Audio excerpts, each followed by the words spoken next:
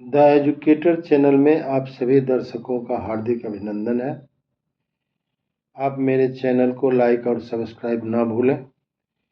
Bell icon जैसी घंटी की आकृति है उसे दबाएं और कमेंट सेक्शन में अपना कमेंट जरूर दें।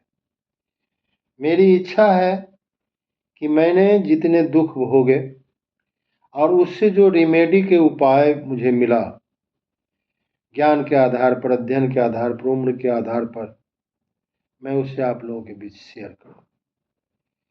बीमारियां अधिकतम आपके सांस लेने के दोषपूर्ण प्रक्रियाओं के कारण होती है। आप सांस लेना नहीं जानते। जेम्स नेस्टर नामक एक विद्वान ने एक बेस्ट सेलिंग बुक लिखा है जिसका नाम है ब्रीथ। उसके इंट्रोडक्शन में ही उसने लिखा है कि चीन में 500 साल पुराना एक शिलालेख पाया गया जिसमें सांस लेने की प्रक्रिया पर एक शोध पत्र लिखा हुआ है। उसमें लिखा हुआ है कि जब आप सांस लेते हैं तो आपको सांस पूर्ण रूप से लेना चाहिए। जब आप पूर्ण सांस लेते हैं इट क्रिएट्स बिग कैपेसिटी, इसकी कैपेसिटी बहुत बड़ी होती है। और जब इसकी कैपेसिटी बड़ी होती है तो वह फैलता है। फैलने के बाद वो कालनी सेटल कर जाता है।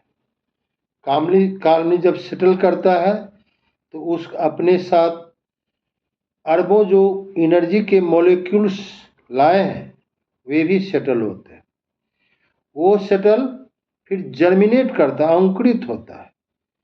जर्मिनेट होने के बाद वह ग्रो करता है, बढ़ता है, वह ऊपर की ओर बढ़ता है मस्तिष्क की तरफ, और मस्तिष्क को समृद्ध बना देता है।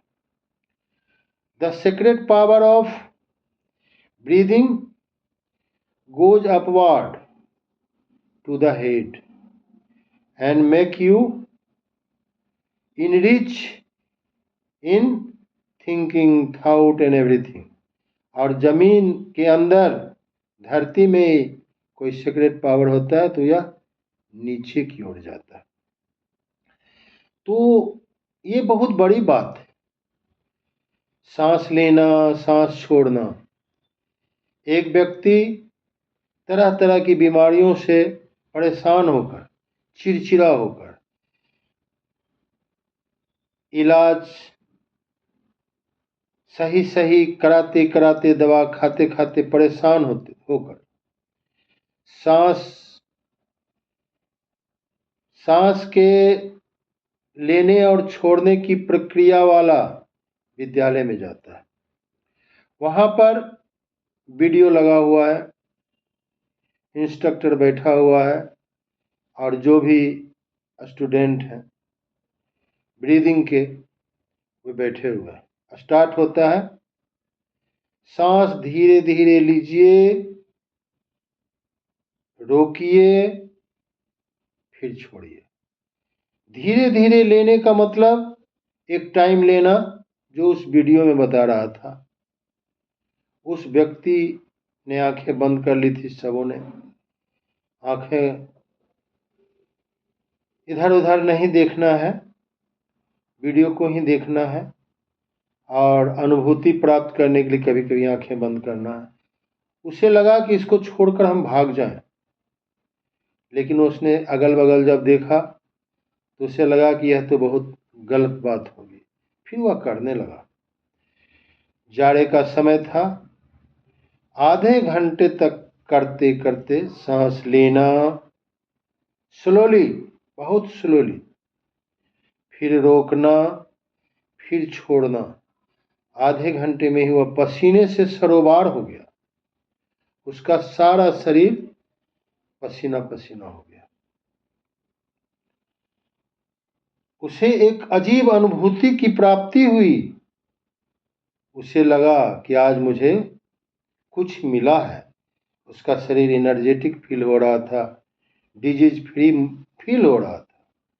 एक लंबी प्रक्रिया के बाद, एक लंबे समय के बाद उसे ठीक होना था। फिर एक इंट्रोडक्शन में ही बताया गया है कि एक व्यक्ति को ई कोलाई का मात्रा बढ़ गई थी उसके शरीर में। उसने सांस की प्रक्रिया के द्वारा उसे बहुत जल्द ठीक कर लिया। एक महिला को कैंसर से वह पीड़ित हो गई थी। कैंसर जैसे बीमारी को उसने कंट्रोल कर लिया सांस के द्वारा। दवा भी लेती होगी, लेकिन सांस ने अहम भूमिका निभाई। तैराक, घुड़सवार, कबड्डी खेलने वाले, क्रिकेट खेलने वाले, फुटबॉल खेलने वाले, ये सब सांस की प्रक्रिया है। प्राणायाम भी सांस की ही प्रक्रिया है। मैं इस संबंध में आपको बहुत सा वीडियो बनाया और इससे आप रोग मुक्त हो सकते हैं। प्राणायाम के द्वारा सांस को वैज्ञानिक पद्धति से लेने और छोड़ने के तरीके को जानकर आप रोग मुक्त हो सकते हैं, एक स्वस्थ जिंदगी जी सकते हैं। अतः आप अपनी सांस को समझिए और उसे वैज्ञानिक प्रक्रिया से लीजिए, छोड़िए। जय प्राणायाम।